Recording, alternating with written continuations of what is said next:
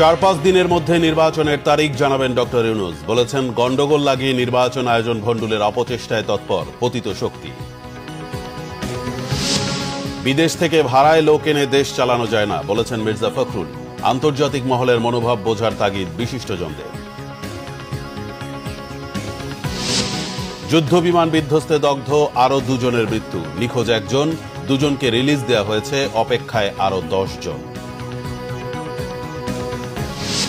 কৃষি খাত থেকে হাজার হাজার কোটি টাকা হাতিয়ে নিচ্ছে বহুজাতিক কোম্পানি। জড়িত খোদ কর্মকর্তারাও চড়া মূল্যে কিনতে হচ্ছে কৃষি পণ্য, ব্যবস্থা নেয়ার তাগিদ।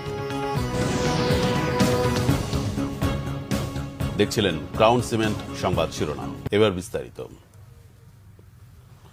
প্রধান উপদেষ্টা অধ্যাপক মোহাম্মদ ইউনূস বলেছেন পতিত শক্তি গন্ডগোল লাগিয়ে নির্বাচনের আয়োজন ভণ্ডুলের অপচেষ্টা চালাচ্ছে।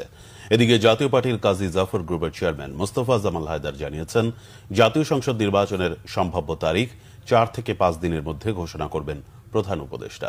রাষ্ট্রীয় অতিথি ভবন যমুনায় শনিবার বিকেলে 14টি দল ও জোটের নেতাদের সাথে বৈঠক করেছেন প্রধান উপদেষ্টা অধ্যাপক ইউনূস।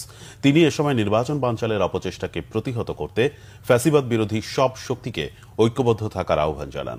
প্রধান উপদেষ্টা বলেন, পরাজিত শক্তি যখনই সুযোগ পাচ্ছে তখনই নানা রকম গন্ডগোল সৃষ্টি করছে। যখনই নির্বাচনের প্রস্তুতি নিয়ে আমরা অগ্রসর হচ্ছি তখনই নানা ষড়যন্ত্র সামনে আসছে। সুষ্ঠু নির্বাচন আয়োজনে সব রাজনৈতিক দলের সহযোগিতা চেয়েছেন প্রধান উপদেষ্টা। বৈঠক শেষে জাতীয় পার্টির কাজী জাফর গ্রুপের চেয়ারম্যান মোস্তফা জামাল হায়দার সাংবাদিকদের জানান 4-5 দিনের মধ্যে প্রধান উপদেষ্টা আগামী জাতীয় সংসদ নির্বাচনের তারিখ ঘোষণা করবেন। আমি মনে করি আজকের আমাদের আলোচনার সবচেয়ে ফলপ্রসূ সাবজেক্ট হচ্ছে এইটা। উনি ওনার বক্তব্যে সুস্পষ্টভাবে বলেছেন এবং তিনি আশ্বাস দিয়েছেন আগামী 4-5 দিনের মধ্যে নির্বাচনের সুস্পষ্ট তারিখ সময় তিনি ঘোষণা করবেন। বিএনপি মহাসচিব মির্জা ফখরুল ইসলাম আলমগীর বলেছেন বিএনপি নিম্নকক্ষ নির্বাচনে সংখ্যানুপাতিক বা পিআর পদ্ধতি চায় না। তিনি বলেন রাতারাতি সংস্কার সম্ভব নয়, কয়েকটি বৈঠক করেই সংস্কার হয়ে যাবে এমনটা ভাবা ঠিক নয়। আহমেদ সারোয়ারের রিপোর্ট।